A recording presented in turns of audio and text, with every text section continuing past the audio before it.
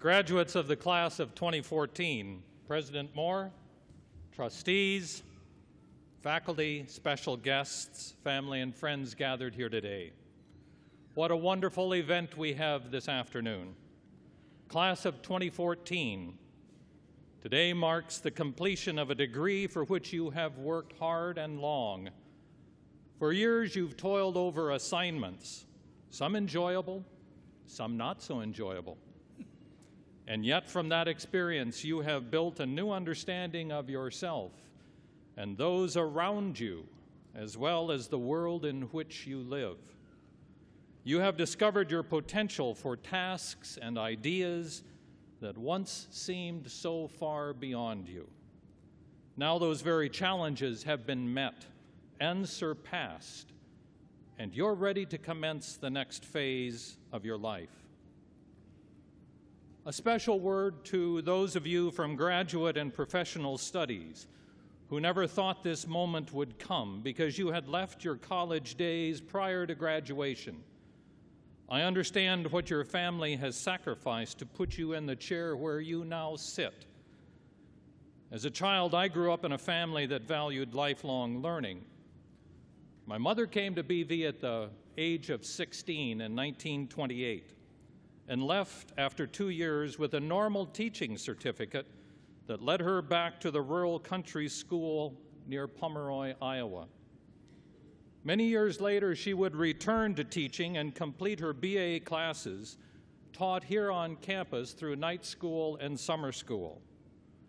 When I was 10 years old, I remember sitting on the bed in my parents' bedroom and helping her prepare for an Asian civilization test in the same way that I urged my students to do.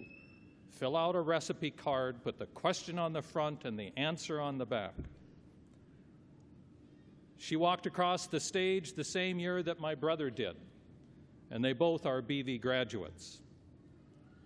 To all the parents, friends, and relatives sitting here in quiet expectation of that moment when a name is called and proudly a person crosses this stage, I understand the joy that fills you now. You have watched your graduate grow from their first experience with formal learning to become a capable, caring, and wiser person. We faculty share that same pride with you today, for we too have watched your graduates grow as they have been in our classes. To you, my faculty colleagues, as I look toward this, my last commencement, I fully expected to be sitting in the midst of you running one last time the betting pool based on the minute that Dr. Evans would read the last name. I bet you didn't know that. Academics get bored easily. I bet you did know that.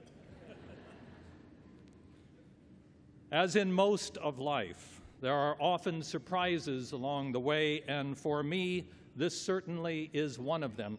By the way, my money is on 407. To you, my colleagues, I also want to acknowledge the joy that we have shared as we have gone day after day to our classrooms, our labs, our studios and playing fields, and worked to enhance the lives of the students with whom we are surrounded. What a great way to spend our lives as we try to help others make connections between the past and the present, the project and the poem, the experiment and the essay. Teaching and learning is the joy of our existence in this community. 45 years ago, I walked across a stage in Shaler Chapel to get my diploma. I remember that event clearly, but I don't remember who it was that spoke nor what they said, only what was done. In a way that gives me great comfort now, because I know you won't remember my words, but I am certain that you will remember the learning that brought you to this point. What is it that I can say to you today that will have meaning? Believe me, I've wrestled with that thought for 3 months that I've had to prepare for these few minutes. As a zoologist, I've thought and taught about the creatures around us, and so it was very enticing for me to take this last opportunity to tell you stories about the biology of the North American badger. See, I told you. But though it was appealing to me, I doubted that badgering a crowd of this size at this moment would be the most fitting thing that I could do. In early March, two guests came to a class that Mark Kirkholm and I teach. It's the Stream Conservation Fly Fishing class. Dave and Emily Whitlock are well-known fly fishing personalities that appear in the national media. They've come repeatedly to share their views of this wonderful sport and of life with our BVU community. As we talked about what was happening, it was mentioned that I was to be giving the commencement address. I commented that I was searching for the right message, and Dave immediately said, "Oh, you'll find something encouraging to say, because throughout your career, that is what you've done, encouraged people." And how correct he is. That's really what education is all about. Encouraging each other to search and dream, grow and live. No one can learn for anyone else. Each person must be motivated to take on the task of seeking knowledge, understanding, and hopefully wisdom. Part of my effort to motivate my students has been through stories that I've shared with them about my experiences as a biologist. Telling stories about what has happened and what that really means to us can have powerful, transforming effects upon those who listen. Carl McDaniel, in Wisdom for a Livable Planet, has written, "A culture creates its present and therefore its future through the stories its people tell, the stories they believe, and the stories that underlie their actions." So what are the stories that bind us together as BVU?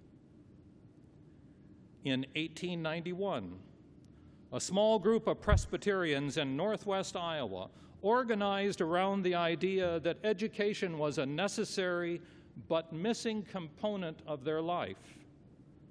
They wanted their friends and relatives, sons and daughters, to have a higher education. As they went about this process, they struggled with getting their academy started in Fort Dodge and soon moved it to Storm Lake. Now, I want you to think about this for just a minute. What an effort that must have been. They had very little money and only a dream of what the future would bring. In some respects, that's the same situation for many of you sitting here before me today. You're eager to get started, but you're not quite sure what it is you will start or where such an endeavor will take you. You have a dream of what you'd like your life to be, but some uncertainty about how it will unfold. Early in the founding of Buena Vista College, a motto was created: Education for Service. Why would the founders have cast that phrase for a college that they were forming? Here in the middle of rural America, why not urge the best and the brightest to become great in the ways that the world would judge? Why direct them towards service? And for us today, why does this motto still stand as a model of how you should live your life? I'm quite sure that as you sit here now, waiting to cross the stage, you're not thinking about a life of service. Instead, your mind is filled about the more immediate concerns, including the party that is about to start, the friends and relatives that have come to be with you, the job that you are seeking or the job that you now have, and all the other issues that surround you and those close to you. I'm not going to tell you not to think about such things, for necessity demands certain things of us. But I encourage you to consider the greater good that you can do with your life. In his book, The Heart of Christianity, Rediscovering a Life of Faith, the contemporary theologian Marcus Borg says, "How we see the whole will affect how we respond to life." Your view of the whole has most definitely changed in the years that you've been working toward the degree that you'll receive today. You now understand that you are a part of a much larger whole, and that the actions that you take as an individual have great impact. In our current society, you commonly hear that the accomplishments of your degree now set you on a course toward a higher standard of living, toward a greater salary, or even a promotion. And that is an honorable outcome of your labor. But I believe that the pinnacle of your life will not be found at the moment when you make your highest salary. Instead, it will come from knowing deep within yourself that you have done your best to utilize your potential in a way that enhances your local community and the world at large, that you've done something worth living for. My encouragement to you today is to continue to search for the gift within yourself and then find a way to incorporate that gift into your life's work. Elizabeth O'Connor, in her book, The Eighth Day of Creation, writes, we try out one gift timidly, find out that it's not right, and continue trying out others until we find the one that we feel good about. We cannot fool ourselves for long about what we are to do. Somewhere deep down in us is stored the secret, and when we are digging in the wrong place, we know it. The secret wants to be discovered and will not let us go in peace a way that is not ours. I hope that many of you have come to understand what your giftedness is and that you've connected it with a career that you're entering. But I also know that some of you sitting here today still seek a direction for your life. I would encourage you to dream big. Why not try to write the next great masterpiece of literature or build a better mousetrap? But also consider that your life has a fullness and richness that will not be fulfilled by acquiring the most toys in the playground. Instead, I propose that you will find your greatest joy in being involved with others, serving on your local city council, school board, hospital board, church, temple, or synagogue, helping an immigrant learn English and become a citizen, or assisting a child struggling with reading, giving of yourself, which might be your greatest gift. The motivation for serving others does not come from their need, but from our own awareness of love and compassion upwelling within us. I also encourage you not to ignore the many mysteries of life that surround you.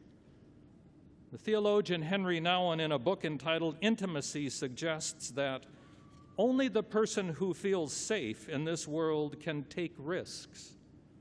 Only the person who has a basic trust in the value of life is free to ask many questions without feeling threatened.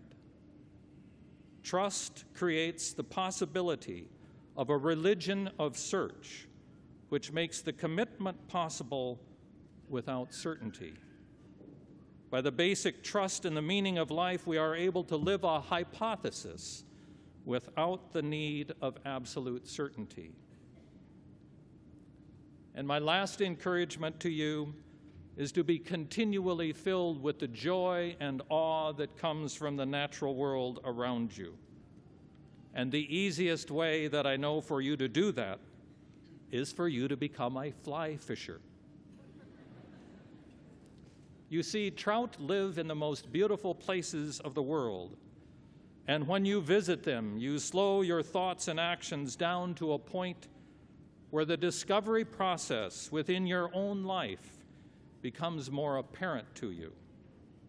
Stand by a stream or a farm pond and cast a line, hoping that nature will grab hold of you, and then be amazed at what happens next.